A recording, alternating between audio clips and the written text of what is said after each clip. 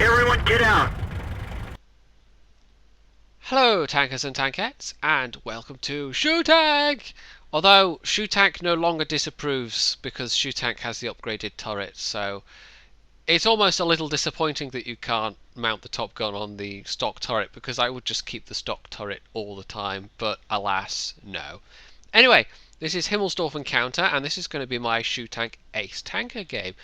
And it's probably not surprising that it took place on Himmelsdorf, because this is a very, very nice map to play the shoe tank on. Basically any tank of this nature. I mean, this map with the mouse, for instance, it's just plain magical. But the shoe tank is also very nice on this.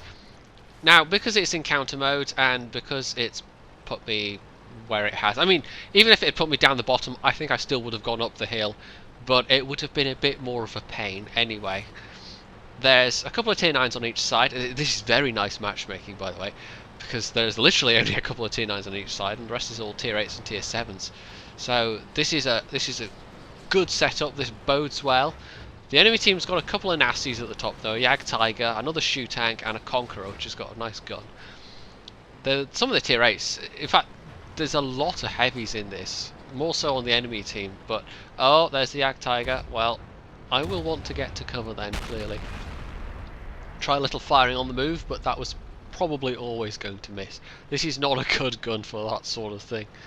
So I'm going to get into a sort of side-scraping position, but against the Jag Tiger's gun, it's not really guaranteed, even keeping your side armor at a very steep angle.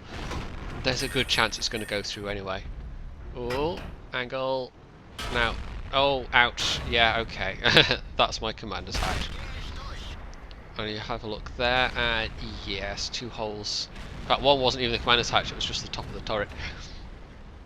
So that was a big early hit that I really wish I hadn't taken. And I didn't even think the Jag Tiger was going to be able to hit me from that position. But he did, unfortunately. So that was completely incautious of me. I don't know why I did that exactly. 2/3 health already, and we're not even like 2 minutes in, so that's not brilliant. I do still have most of my health, but oh, this is risky. I'm trying it again, and that time actually pays off. I managed to get his commander's hatch there. Now, winning the hill is pretty crucial here, but I've got good backup. You know, the E75 is behind me. I've got a big meaty gun. He's got a big meaty gun. There's 2 of our tier 9s, and I think there's only 1 of their tier 9s. Oh no, 2 of their tier 9s are on the hill as well, which means their Conqueror probably went down. So, oh no, the Conqueror's there as well. So this is all 3 of their tier 9s. I'm not looking at the minimap very well right now, clearly. I didn't remember the Conqueror being up there, but that's because I never faced off against the Conqueror at any point. That was all around the other side of the castle there. So they're being a little bit more aggressive now. And, oh yeah, I think I'm going to pull forward there, maybe. It's 3 of them versus 2 of us, but 2 of theirs are tier 7s. The Jag Tiger is the big threat here, so we can spank that guy. Oh, there we go, T29 down. We both fired at the same time. I'm up to 1900 damage already. This gun, I mean, if you can actually hit what you're aiming at. And there we go, he gets the top of my turret again, basically. But I know he's fired now, so I'm going to push on him a little bit, and boom, right in the axle. That was kind of lucky because I wasn't aimed that well, but he's nearly dead now. And there's the Conqueror. And I know why I didn't remember that the Conqueror was up there, because it's the Conqueror with a stock turret, which looks...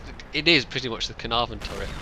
And, okay, that was less well armed. Aimed. Less well aimed. So yeah, the Conqueror with the Carnarvon turret basically looks like a Carnarvon, and that's why I didn't peg that it was a Conqueror. See, that just looks indistinguishable, don't you think? Anyway, I take a hit there from, I think that was the enemy VKB, or possibly the T-34, but that was another big hit. Down to a 3rd health now, so it's kind of important we clear these guys up and get down the hill, because the situation... I mean, we've won the hill basically. That KV-13 is very sensibly has run away. It's just the enemy shoe tank left, and there we go, he burns out. But the situation on the lower ground, in the rest of Himmelsdorf, looks less good.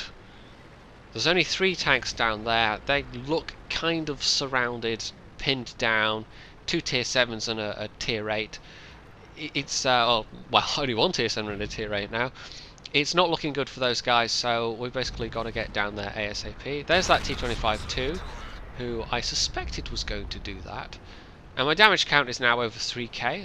This is a fairly nice game for this this tank. If you can do 3k damage.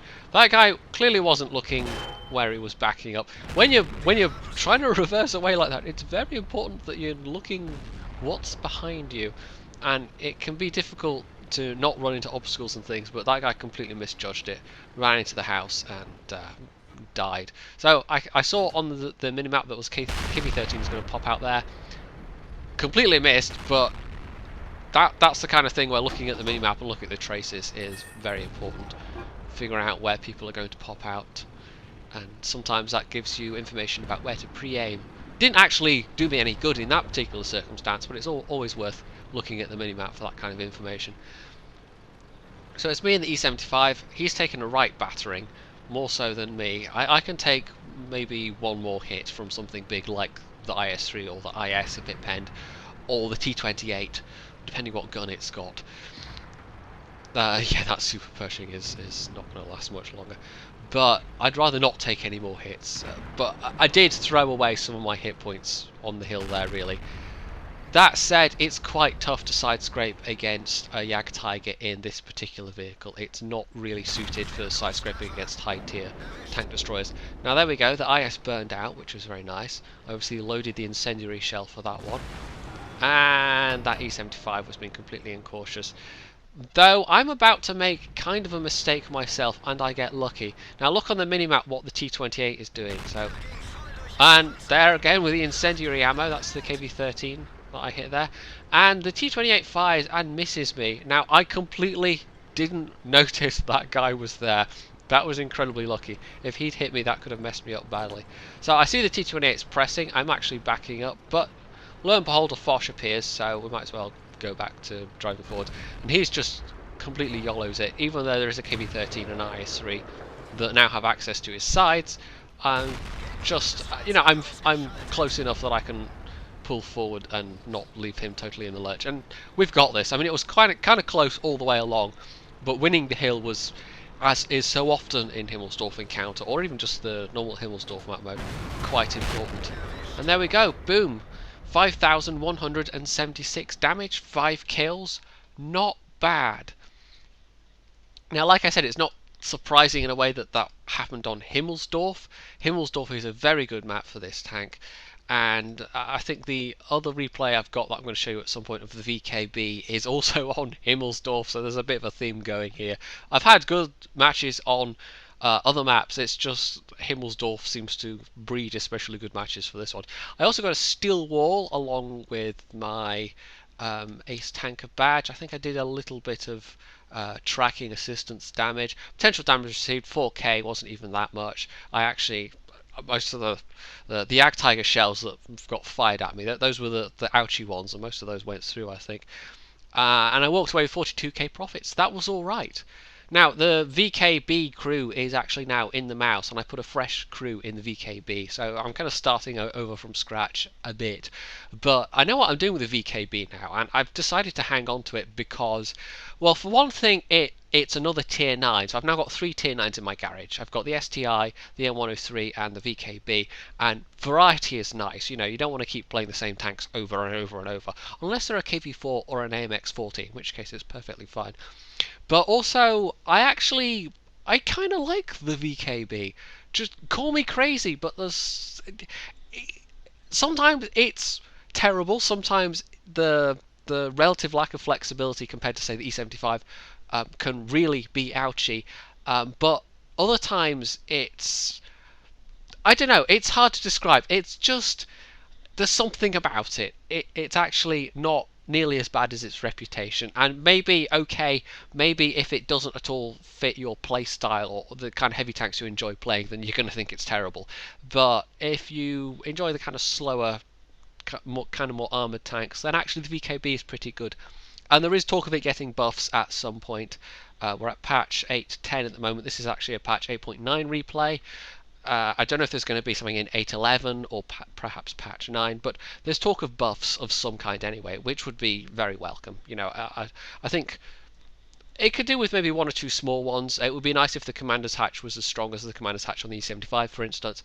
But aside from that, I don't think it needs anything major doing to it, to be honest. It's a fairly reasonably nice tank, and I honestly don't quite get why it has the reputation it does. So, if you enjoyed this replay, you can hit the like button, you can leave a comment below, you can subscribe to my channel, and of course, as always, stay tuned for more.